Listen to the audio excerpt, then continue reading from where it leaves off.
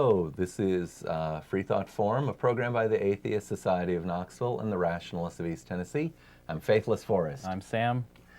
And we're here for viewers here in East Tennessee. If you don't believe in God, you're not alone. Today's program, we're going to talk a little bit about the Bible, because that's something that atheists often do when we get together, is we talk about Bible things. But why don't we tell the viewers a little bit about the sponsoring organizations? Can you outline the ASK? The Atheist Society of Knoxville is a meetup that meets at least once a week, currently at Central Flats or West Hills Flats and Taps. Every Tuesday around 5:30. Sometimes they go on from maybe 8:30. Oh, I've been there till almost 10. Yeah, no set. There'll be a few whenever people hang out, yeah. Who can't get enough of talking about whatever it is. A lot of people show up sometime. Most of the time, around 30 people. Yeah. Not even the same. Rotates in and out. So we tip our favorite beverage and have conversation. The Rationalists of East Tennessee meets about 2 Sundays a month in the morning. It's the first and third Sunday, where we'll have maybe a presentation and or roundtable discussion about subjects both topical and timeless. And then on the second Sunday of most months, we have the Skeptics Book Club. This happens at the Books A Million on Kingston Pike, just near the Walker Springs exit. You can find the book of the month by going to rationalists.org and then selecting, I think it's calendar or events, and then it's one of the drop downs. I'll confess I don't remember what the November book is coming up. I think I've covered the regular events. Usually, semi-annually, we have something like a solstice party. The winter solstice is approximately December 21st. So that'll be something people are going to be looking forward to. All right, I think we've kind of hit that. Okay. Do you have any in the news? No, I didn't bring any. I must admit the news yesterday was kind of amazing, but that's a little bit related to... Doesn't have anything to do with religion. It's not related to Freethought at this time. I think it was about, it might be 2-3 weeks ago, we had a little program where we talked about the magic snakes in the Bible. We had some fun with that. We had a nice caller come in and help us on that. I got to learn that a basilisk is actually in the Bible and that it is perhaps a snake as well. Sort of. In fact, the Wikipedia page on it was interesting because there's many different flavors of how it's depicted. Mm-hmm. As I've seen, yeah. But I think in my genuine Gideon Bible here, they implied that it flew. And so that ends up with a description that's a little bit kind of like a flying dragon. I think it also breathed fire, if I remember. So today we're going to talk about, and we hope viewers will help us, we're going to look for more magic in the Old Testament. So often when I pose believers the question and say, tell me why I should believe the Bible when it has talking snakes, that turns into a brief argument about, well, they mean, is it serpent or is it snake? And the word snake is Anglo-Saxon, which is to say Germanic, for a snake. Serpent is French, which is to say Latin, for snake. Okay. And the point of that, of course, is that in the Hebrew Bible, they would not have written snake, and they would not have written serpent. They'd have written a Hebrew word, and I don't know what that is. Viewers, tell us the Hebrew word for that talking creature in Genesis chapter 3. The other examples, though, of magic snakes didn't involve talking. They were sticks that turned into snakes, or Not only from God, but from the Egyptian side as well. Yes, Pharaoh's priests apparently could do the same magic trick. I think one thing about the Old Testament is he never says in the Old Testament that there's not other gods. Like, don't have other gods before me. Like, he kind of implies that there are other gods, Yeah. but just ignore them. Like, I'm the best one. I am your God and you're my people. Yeah. And well, I think by the time you get near the end of the Old Testament, the Hebrew Bible, there is a sort of a stronger sense of monotheism, and it's not merely that the other gods are not as important, but that there's a bit of a sense that he's the only one. Well, yeah, as they've tried to stomp them out. Yes. Well, I think there's issues where you know that in the Hebrew Bible it is specifically forbidden to have something that we would recognize as a Christmas tree. You're not to cut the trees down and bring them in and decorate them with silver and gold. It's amazing those words are used there. I would have thought it was just a song from a Rudolph the Red-Nosed Reindeer special. But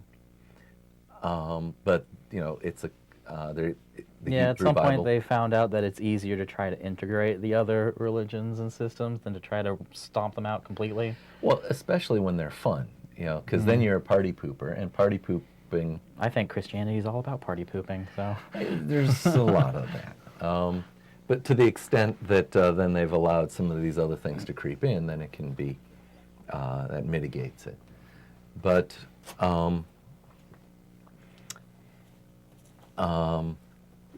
so I guess I was trying to make the case that the passage about the don't bring the tree in and decorate it, I think it's followed up with a phrase, something to the effect that for it does not move of its own accord, meaning it's not really alive, it's just a man-made thing. Without saying the words man-made, they're kind of implying that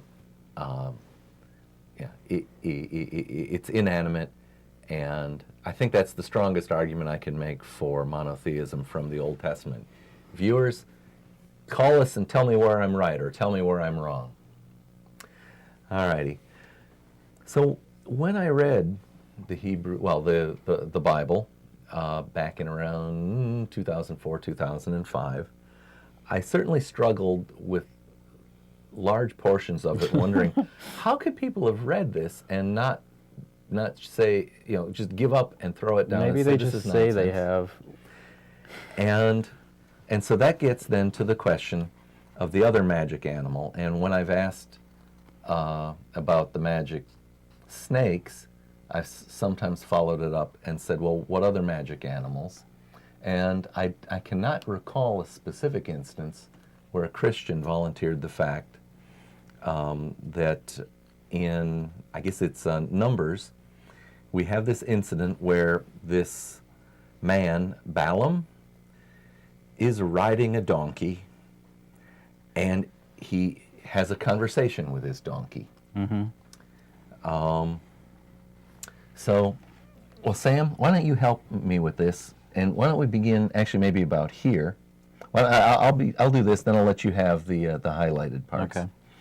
So, Balaam got on his donkey in the morning, and he was going to ride somewhere, and then the angel of the Lord stood in the narrow path between the vineyards with a wall on this side and a wall on that side. And when the donkey saw the angel of the Lord, she pushed herself against the wall and crushed Balaam's foot against the wall so that he struck her again. Then the angel of the Lord went further and stood in a narrow place where there was no way to turn either to the right hand or to the left hand. And when the donkey saw that the angel of the Lord, she lay down under Balaam, so Balaam's anger was aroused, and he struck the donkey with his staff. Then the Lord opened the donkey's mouth, and she said to Balaam, And the Lord opened the mouth of the ass and said unto Balaam, What have I done unto thee? Thou hast smitten me thee 3 times. All righty, so that's apparently King James. Smitten here in the Gideon, we have struck me 3 times. And Balaam said to the donkey, because you have abused me, I wish there were a sword in my hand, for now I would kill you. And the ass said unto Balaam, I am not I thine ass, upon which thou ridden ever since I was thine unto this day, was ever wont to do so unto thee? And he said, Nay. So I must admit, the Old English is tough to read. Yeah, here, we're reading from different versions, but I think that this is more of what East Tennesseans prefer. Well, that's King James. Yeah. So here in the not quite so King James, it says, Am I not your donkey on which you have ridden ever since I became yours, to this day? Was I ever disposed to do this to you? And Balaam answered, No.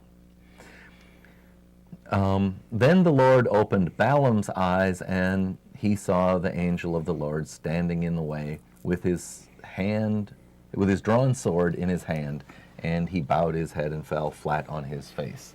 Falling flat on their face is something that is a idiomatic phrase throughout the Bible that is a source of much amusement if you think about it. Poof, on his face he goes. So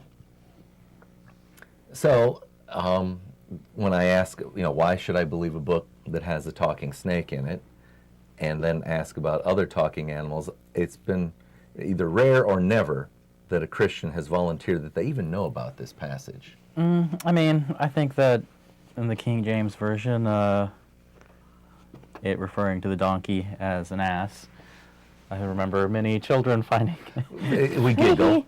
Where's the word in there? So I think children are aware of these passages. Jesus also rode in on an ass. Yes. Now, and of course, here in the Gideon, it's translated to donkey.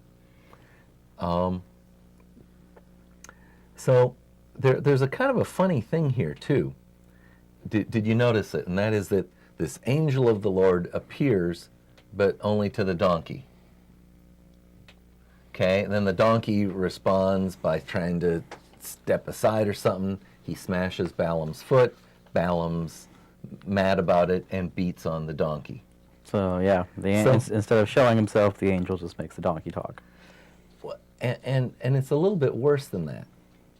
The angel, we have to assume the angel knows Balaam doesn't see him, and yet he made himself visible to the donkey. So the angel is sort of playing with the donkey. The angel has put the donkey in a position where the donkey's sort of doing the right thing. If by right thing we mean don't trod on the angel. The donkey's trying to do the right thing. Balaam's smacking him to try and make him go forward. And here's this innocent donkey caught in the middle. Why? It's because of the action of the angel. So I haven't read the full story, but one problem I have with many, especially Old Testament stories, is what's the moral of this? What's the moral of this? What's the point of this story? I thought the story was supposed to be full of wonderful allegory tales that help us in life. So where's that part? It sounds like this angel is more of a trickster god than anything else. Well, let's read a little more here, continuing on with the Gideon. Then the Lord opened Balaam's eyes, and he saw the angel of the Lord standing in the way with his sword drawn in his hand, and he bowed his head, fell flat on his face. All right, I'm repeating myself. And the angel of the Lord said to him, Why have you struck your donkey these 3 times? Now, wait a minute. The angel should know. He specifically said that he was trying to make him angry. He was trying to arouse his anger, yeah. Behold, I have come out to stand against you, because your way is perverse before me. The donkey saw me and turned aside from me these 3 times. If she had not turned aside from me, surely I would also have killed you by now and let her live. So the angel wasn't playing fair with anyone here. Yeah, sounds like a trickster god. Sounds like it was a trickster deity traveling on the road, being like, I don't mess with these people up here. All righty. So, and thus your question about, well, what's the moral here? That sort of stands. You can't figure out a good one here, other than the possible message is that the magic powers in the universe are evil and maligned against you. Which I If guess you is the have trick. a moral to the story of Balaam, I'd like you to call in now. There we go. We are at a loss from an atheist perspective. All righty. So Balaam has a little more conversation with the angel. Let's cover that. Maybe it'll save things for us. Want to bet? And Balaam said to the angel of the Lord, I have sinned, for I did not know. Isn't that funny? Being ignorant was a sin. I have sinned. Oops. That is a funny thing to say in the Bible. You stood in the way against me. Now, therefore, if it displeases you, I will turn back. Well, so far I say the moral is don't get angry and hit your donkey even if a mythical being has aroused anger in you. Maybe he should have kept a calm hand even though the donkey was acting rude. Yeah. It doesn't matter if, God's intentionally trying to aggravate you. All righty. So that's the other example of, a magic being in the Hebrew Bible that talks. And now in the case of Genesis, the serpent was described as the most subtle beast, and maybe it was cunning beast in the garden. Yeah, why would God even create such a thing? And what did that subtle or cunning beast do? It actually told the humans how to become wise. Mm-hmm. And when it's like, hey, you bunch of do-nothings sitting around this garden twiddling your thumbs. Got some knowledge to teach you. Knowledge hurts, but it's worth it. Here you go. We've got a call. Oh, hey, great. I'm going to have to take you directly. Sure. Hello, caller. Can I get a name or nickname? You're on the air right now. Hey, it's Charles from Central Illinois. Hey. Hey, Charles, thanks for calling. I have a message. The stream is not working. Oh, great. At least I'm not receiving it here in Central Illinois. All righty. Well, we'll ask Rev, our cameraman, to run out and let them know that we're not getting the stream. Okay. No stream in Central Illinois. If there are any other viewers out there after Charles leaves who are seeing us on the other feeds, we'd like to know that. So, Charles, our Central Illinois' regular reporter, how are things up there? Chilly. And today's Halloween. Uh-huh. And in about an hour, they're going to start trick-or-treating. Yeah, well, I hope that the youngsters have a good time. I'm originally from Minnesota. I had an awful lot of cold, icy Halloweens growing up. We had a little bit of snow down here in East Tennessee over the weekend, but it's warmed back up into the 50s. How's Central Illinois? Right now, we're in the middle 40s. We're dropped down to just about freezing tonight. No rain, fortunately, therefore no black ice. All righty. Well, may all the little ghosts and goblins have a good time. And a warm costume. There we go. The wind's here, so. All right. So the temperatures are dropping down into something like the upper 30s. Well, Charles, we're talking about magic, animals, well, magic in the Old Testament. We just got done talking about Balaam's ass, as well as plowing some ground previously covered with the magic snakes. So, one of them. What's your favorite magic? My favorite magic was most likely the so-called parting of the Red Sea by Moses. All righty, that whole story's full of it. Magic water, magic ocean. All right, so I'm going to write down Parting of Red Sea. The whole story the whole Moses story is full of magic. One thing that I would like to talk about is just the way that people view biblical time. The way that Christians view biblical times is just this like time of magic and things happening, and it just seems so far off and removed to them that I don't think they even really realize like it's part of society even. So Charles, one of my favorites.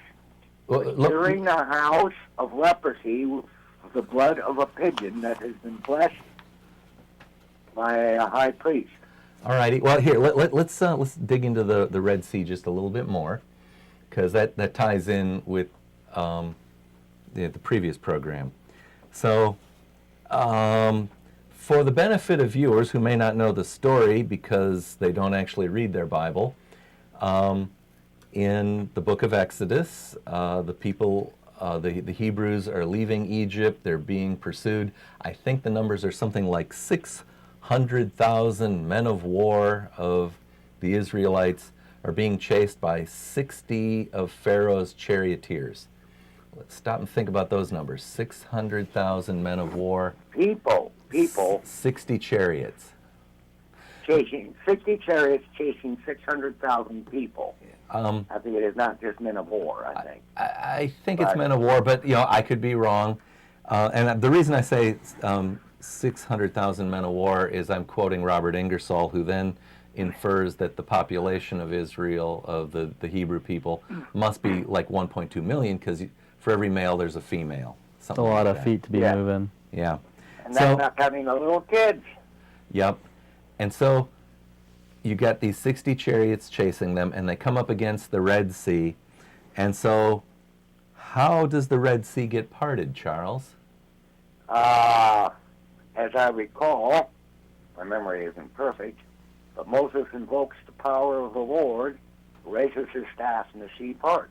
It's the magic staff again. I think it's the same staff that Aaron threw down and became the snake. That ate the 3 snakes, or whatever number of the Pharaoh's advisors. There we go. Whatever. So that's the tie-in. It's the same magic stick. It'd be a great thing to have a all-purpose magic stick like that. I wonder why they don't make them anymore. I have no idea. I don't know. Maybe it was that gopher wood that's now extinct. The one that a 90. Maybe he was smoking too much of that flaming bush. That's an interesting point. Gopher wood is now extinct. I haven't thought about that, but if the whole earth was flooded, would that have killed the trees? And if that would kill all the trees, then how come all the trees aren't extinct, not merely gopher wood? Or did our friendly neighborhood Noah kill off the last of them to build his ark? Yeah, well, I guess that would be quite the harvest. So yeah. All right. So we've touched on how the Red Sea was still involved with the magic stick that sometimes is a magic snake. And then you had suggested another thing, but I wasn't quick enough to take notes. Charles, what was that? Carrying a house, a building, wood, dead wood and stone and clay and mud and so forth, of leprosy by using the magically endowed blood of a pigeon. Hello? All righty. Yeah, I was writing that down. So if I remember how the setup to that is that the priest is required to get 2, and I think it was doves in my translation, 2 doves, and to put one of them in a clay pot and kill it over running water and release the other one. And that once you've done this ritual, then the blood of the killed one is like rubbed on people's ears or maybe their toes or something like that, and that cures them of leprosy. Sounds like witchcraft to me. And it's also supposed to cure the house of the spirit of leprosy too. The spirit of leprosy. Takes away the demon that's causing the Can't they just leprosy. burn sage like a normal hippie? And sometimes they use the phrase uncleanness. Yeah. Alrighty, so the kind of question I want to ask is, of our hypothetical Christian apologist here, is do you really think that happened? And can you think of a single disease or a single malady that humans really do get that can be cured by rubbing blood on someone's ear, but only if the animal was killed in a clay pot over running water? Only. By a priest. Yeah. I don't think Christian scientists even do that. Yeah. Yeah, it's They don't believe in modern day medicine, but you don't hear them going back to these things. Like, no antibiotics. We're sticking to the Dove clay pot technique here. Yeah. And you brought up Aaron. So as I recall, Aaron was out in the middle of the desert with no water, and he struck the ground with that staff, and out came water. Yep. The Hebrews were wandering From all in the way desert. from the Bible up to Lord of the Rings, wizards carry magic staffs, and I think it's safe to say that Moses was a wizard. He had a staff, he had a long beard, he had a robe. I mean, really, right? So we have Gandalf, Saruman, Radagast, and Moses. Yeah, Moses, along with Dumbledore. And maybe and Dumbledore. Yeah. Now that doesn't leave any room for Aaron. So yeah, that's why they have magic staffs, because he's a wizard. He has a robe. He has, a long beard and a magic staff. He is obviously a wizard. And dressed up in robes. Yeah. Robes. Did you ever see the movie The Ten Commandments? I saw the one with the cooler Moses that was played by Christian Bale. Yeah. Because Moses needs to be cooler. I've not seen that one. All right. And white. No, I don't know if it Well, Moses is always white in these movies, I qualifies guess. as the magic stuff, but there's that whole part of the Nephilim looking upon the sons of men and deciding to have children with them. Apparently the Nephilim weren't human. So it's kind of like, they're half-breed angels. Yeah, fallen angels or half-fallen angels or whatever they are. So I'd really like to know the genetics of that. Well, yeah, angels aren't supposed to have genitalia, right? So I'm not really sure how that happens. So I've tried to write down Nephilim here, and my gift for novel spelling has slowed me down. But in my Gideon version of the Bible, it says something like, and there were giants in those days, and the men of mighty renown. Well, actually, it was the sons of God made love to the daughters of men, and there was, evilness and corruption and violence in the world. So, is that Nephilim going to be those sons of God from when they were giants? Which makes me wonder why everybody's going around saying Christ is the only Son of God. Well, I guess they were sons of angels they're cousins of God. I guess would be better.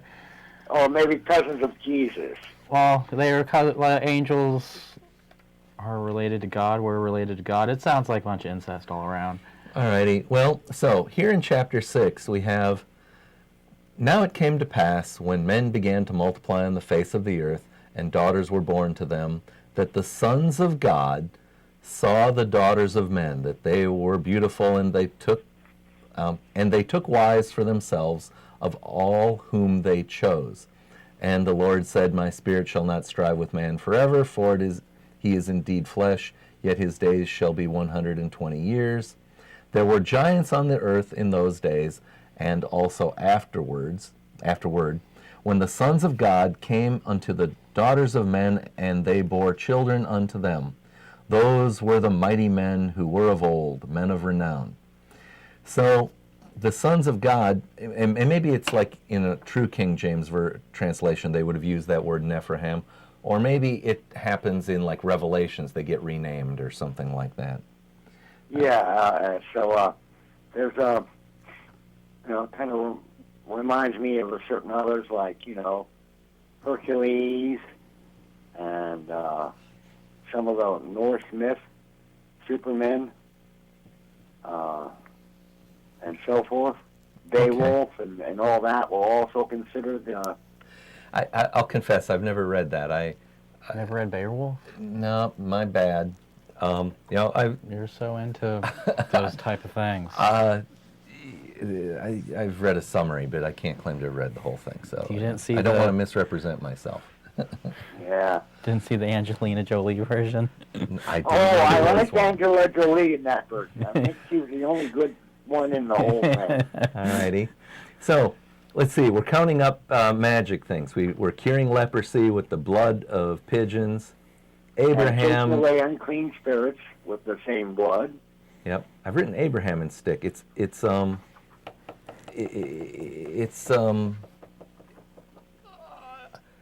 Aaron. There we go. Aaron. Aaron. Yeah. All right.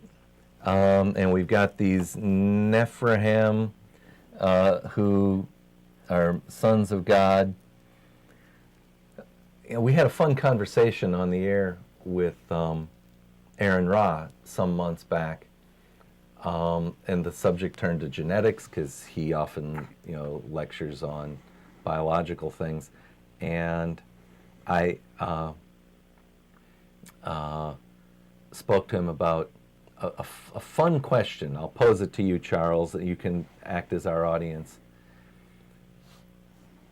Modern genetic technology has shown that many Europeans, such as myself, have some Neanderthal ancestry. As I understand it, it's supposed to be around 5%. It's on the order of that. I think my number was 4.6%. But there's an interesting thing. It doesn't show up uniformly across all chromosomes. In particular, there is no living Neanderthal Y chromosome in anyone that's been tested so far. That means that the Y chromosome, which is to say a male Neanderthal, is never born as the result of such a union, or else male with no child is born, no males are born that have from the male Neanderthals, because apparently we got gidgy with their women, but they didn't get gidgy with ours. Well, no, it means simply the result had no male children, only female children. Or let's qualify it. Or that they were sufficiently not healthy that they maybe died out within a few generations of that. Because if you've got let's say, a reproductive success rate of only 10%, by the time you try and go 10 generations, odds are you're gone. Extinct, yeah. Yeah. And so that then raises the question, are Neanderthal really the same species as us? And it turns it into a question about which chromosomes in Neanderthal are the same species as us. And that's a fun insight to have, because it really helps you understand that the whole concept of species is actually a man-made construct as well. Yeah, there's the... Nature doesn't know. There's another group that apparently we did the same with, who has a long, funny name. It's Denosovin. The Red Deer Cave people. That they've only discovered in the last 5 years or so, and they realized that down in Micronesia, one of the island groups, where they have children with dark skin but with blonde hair, I'm trying to remember the group, has somewhere around 5% of the Red Deer Cave people's genetic ancestry, genetics, gene, alleles, or whatever they want to call them. I think I've heard that characteristic also made its way across the Bering Strait and is present in Native Americans. Yeah. I haven't heard that. I don't know. I believe so. As well as there's another interesting fact that could change any day, and that is they really only found, like, I guess, a few teeth. And I don't know that there's any, like, skulls or other bones. And so, Not yet. so we don't know anything about the physiological characteristic of this group. Yeah. So, but to get back to the things about magic, Yes. there were, wandering angels giving prophecies, and there's that weird encounter where the guy had one name and it was changed to Israel because he won a wrestling match with whatever he was facing, even though he limped for the rest of his life. Yeah, that's apparently because Yahweh had to cheat. He was about to lose, and so he had to cheat. Yeah. So, This is your God, folks. yeah. I believe the name before the change was Jacob. I think Jacob wrestled with Yahweh. Or an angel that was from Yahweh or something like that, and won. Yeah. Even though the other guy cheated. Yeah. Yeah, he's a new God. He hasn't been around the block too many times. He still makes mistakes. That's why he tried to wipe us off the planet. Big mistake. Whoops. Yeah. Alrighty. And I keep looking for windows in the firmament, but I've never seen one yet. Never seen one of them either. That's a magical construct. Yeah. Well, some people still believe in that. So. Yeah, well, there's an interesting tie-in with that. I think it's on the Wikipedia page about the creation myths of the ancient Sumerians.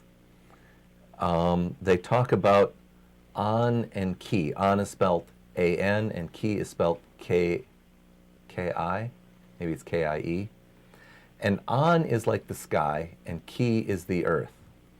And so things begin when An and Ki, in a sense, are separated and become distinct beings. Yeah. Now, that is echoed in Genesis because we have God created the heaven and the earth. And in the translation of the Sumerian myth, they also talk about, and they use the word firmament, that there's a firmament above, and I think it's separated waters. And so we can see perhaps the evidence that they're recycling the creation myth of the ancient Sumerians. Now, why would they do that? Well, that's because, as I recall, the man that founded that mighty nation, who changed his name from Abram to Abraham, came from a city that was associated with that area of the religious groupings that included the Sumerians. Well, so the Bible talks about Abraham as being from the Chaldeans. I may be mangling that word. And that actually means it would be the area as well as the time frame that we call Babylonia. Now, Babylonia is a civilization that sort of replaced Sumer. So they're in the same place as where Sumer is. Yeah. And that's where I was getting at, is that the Sumerians' creation myth was adopted by the Babylonians, and in a sense would have been kind of widely believed. And so if you're going to try and usurp the worldview of everyone, you've got to write a creation myth that you think agrees with the facts as they were known. But you're going to have your God take credit with it. Claims about it. But you got to have your God take credit for it. So they've basically written the same story, but it's now Yahweh who's the mover behind it all. Because he's a plagiarist. It's because they thought they were relaying maybe fact. And so if you made up a different story, you might run... Yahweh's like, you did this? I did this. Yeah. All right. Okay, I'll let you go on. You've got other people hopefully to call in. Okay, nice talking to you. Thanks so much. You got Happy your Halloween. happy holidays. Have a good midterm break, mid-show break. All righty. Goodbye, Charles.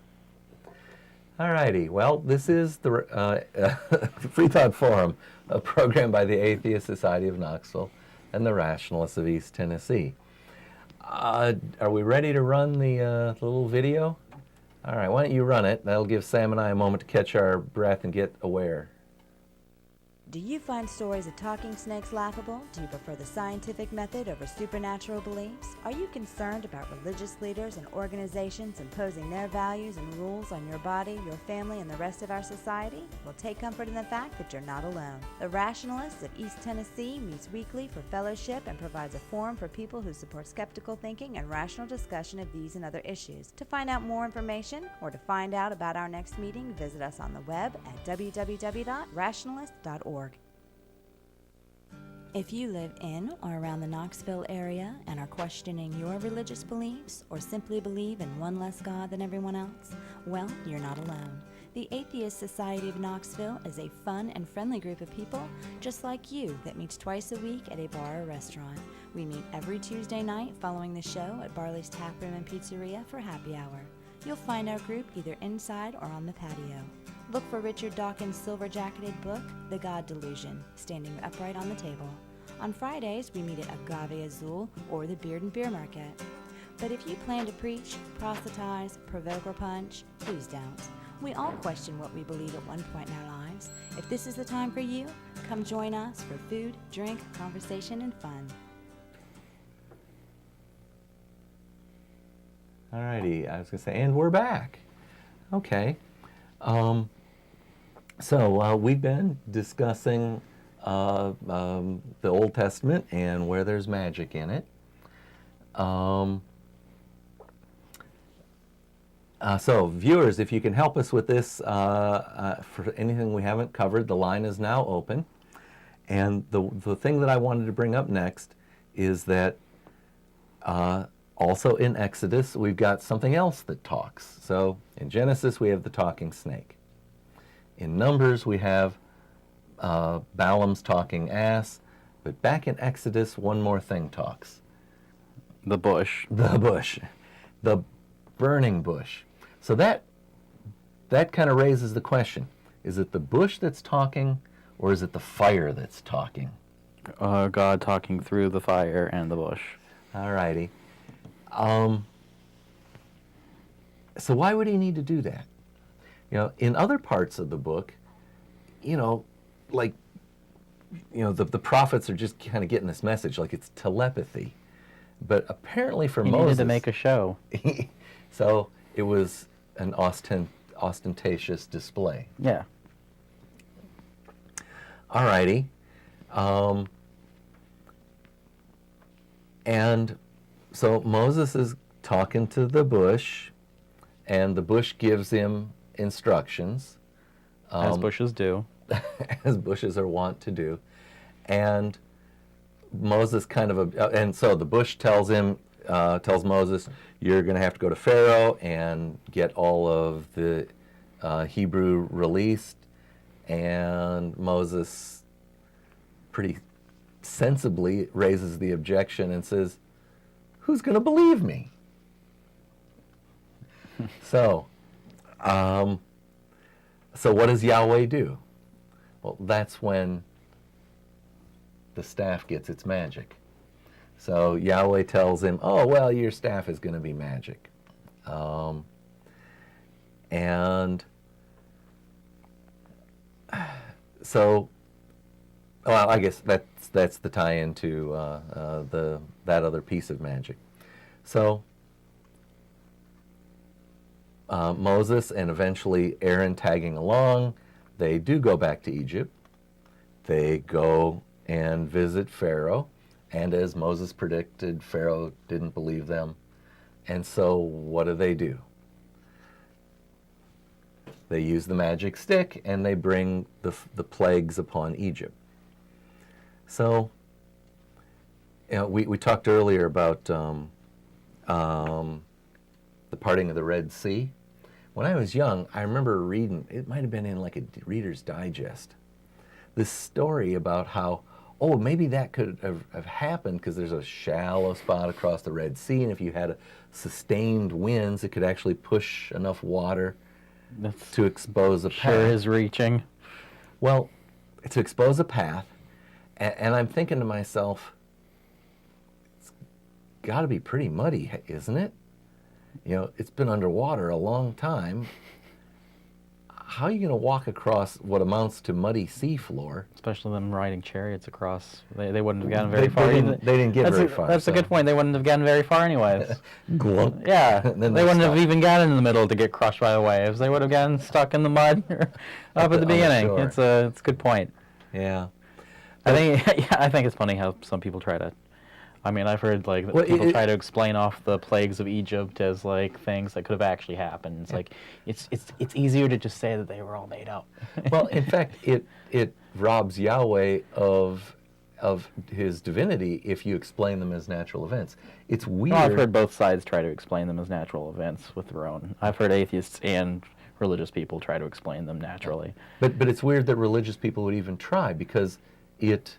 Well, they're just undermines the case. they're just kind of saying like, oh look, it actually happened, and of course, you know, God's not a miracle maker, like, or not, he uses natural forces, you know, more of what miracles happen every day.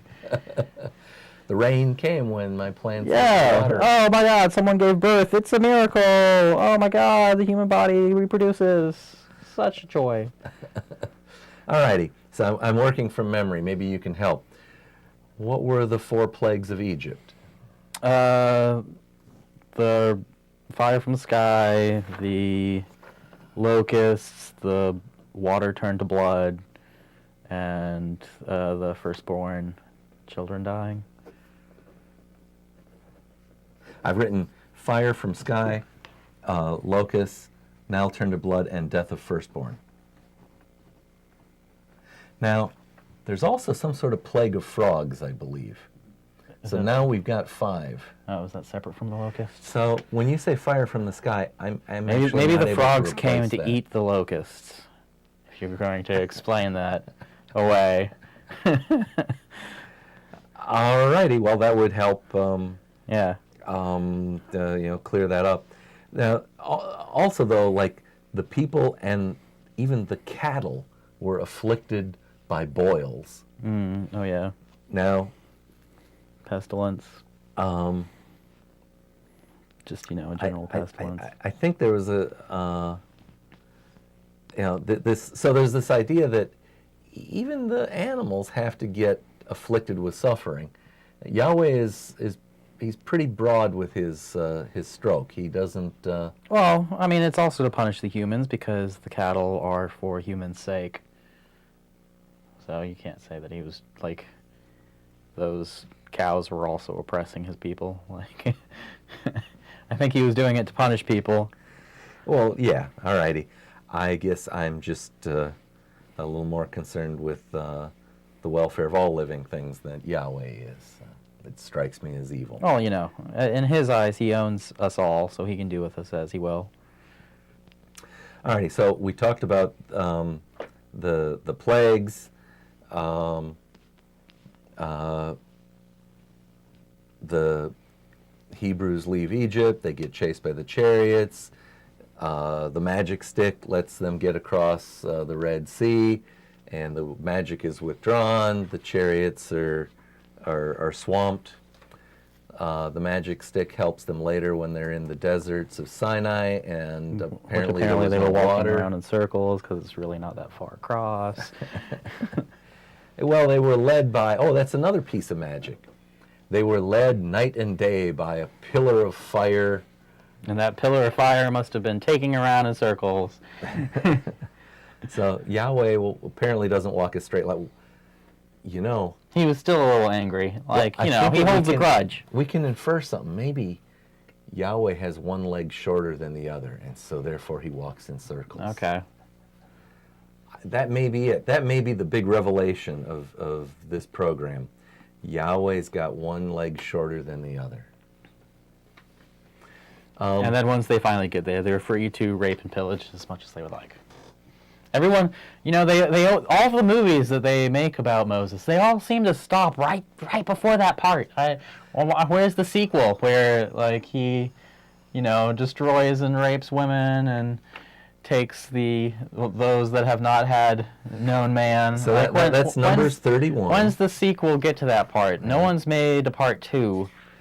They seem to just forget that. Let's just gloss over that part. Yeah, I'll kind of confess a sort of a regret, and that is I have not seen the Cecil B. DeMille's 10 Commandments. You haven't? I actually quite enjoy it. Having read the Bible. Okay. And so therefore, I can't compare it against the real thing. And when I read the Bible, I'm like, well, that wasn't in the movie. It's been a while since I've seen it. That wasn't in the movie.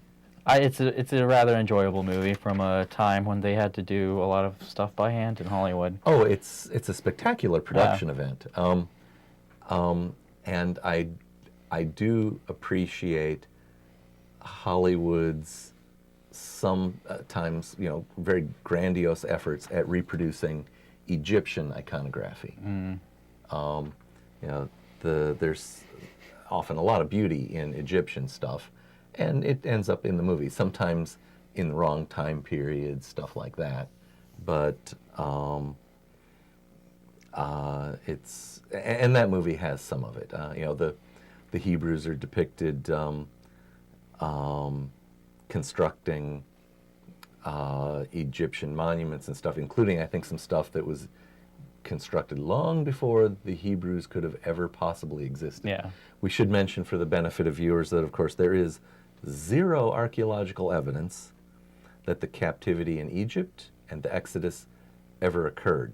As Christopher Hitchens likes to point out, that after the 1968 war, Israel had full access to the Sinai. They sent their archaeologists there with the mandate, find the evidence that will then prove that Israel is the gift of Yahweh.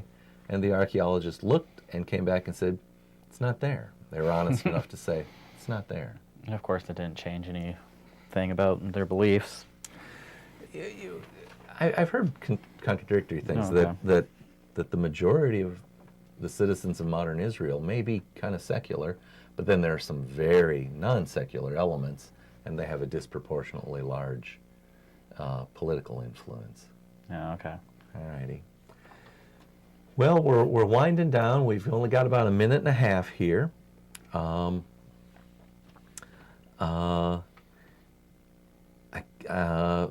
must be more magic there in the Bible that we can talk about. Magic. There's magic every day. You just need to look for it. The sun rises, and don't you just see God in the smile of every child, every sunrise? That's all. It's all magic. All righty.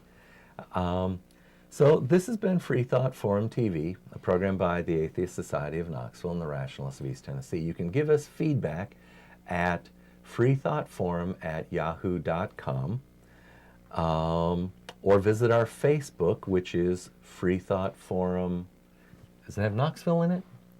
Facebook? I'm not sure. Facebook. There's a Freethought Forum Facebook. It's a public page. You can find us there. This program is most Tuesdays from 5 to about 5:55 p.m. What else should I have covered? I would like to get to the story of Samson sometime, but not enough time in this show. All righty. Well, callers and viewers, be safe out there tonight. May all of the ghosts and goblins be of good cheer.